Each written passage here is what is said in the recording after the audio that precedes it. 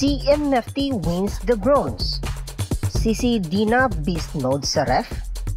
And Isa Molde with a service ace. Choco Mucho wins the bronze in 4 sets. All-out performance nga ang pinakita ng Flying Titans dahil tinambakan at kinarne lang naman ito ang Japan, Kansai University in 4 sets. Matapos nga ang mainit na aksyon at puno ng emosyon ng VTV Cup 2023 ay all smiles namang uuwi ang Chocomocho as they finally get a podium finish sa International League.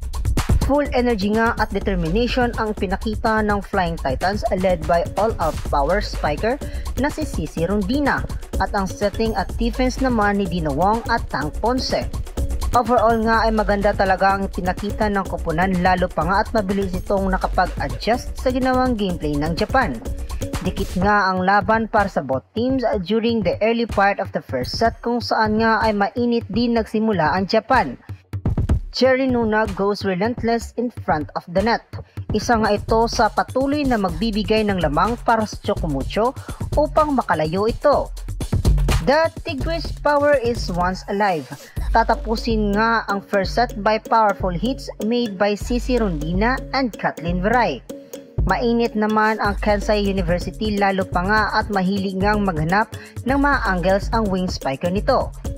Queen of all queens as Cici Rondina comes up with another big point upang patuloy na makahabol sa lead ng Japan. A controversial call naman ang binigay ng referee matapos na pumalo ang Japan to get their final point. Ngunit mukhang may net touch nga ang palo na ito na papaboran naman ng referee at hindi papayagan ang challenge ng Chocomucho. Dito nga ay mas nag-iinit pa si Cici Rondina at Dina Wong na madadala nila sa third set with a hot start.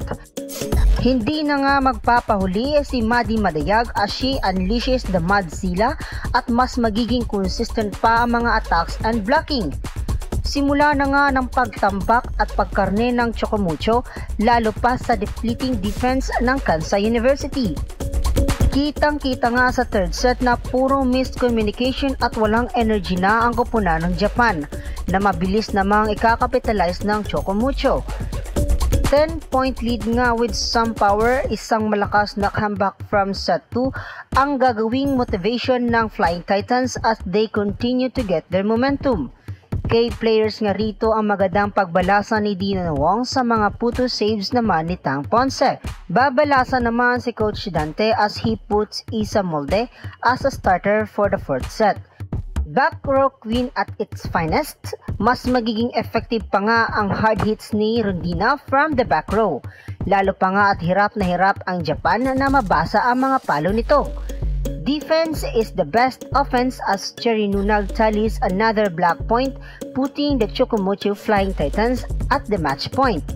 Isa Molde with some damage of her own from the service line as she gives Chocomucho its final point and the bronze finish para sa VTV Cup 2023. Isang historic win nga para sa Pinas ang pagtatapos ng ating pambato para sa VTV Cup 2023. Dahil nga since 2019 ay ngayong taon na lang ulit may nakapag-podium finish ang koponan ng Pilipinas sa International League. Ito rin ang kauna-unahang podium finish para sa Flying Titans sa kahit anong liga na kanilang sinasalihan. Mabitbit nga ng Chocomucho ang experience na ito lalo pa nga paparating na ang All-Filipino Conference sa PVL 2023.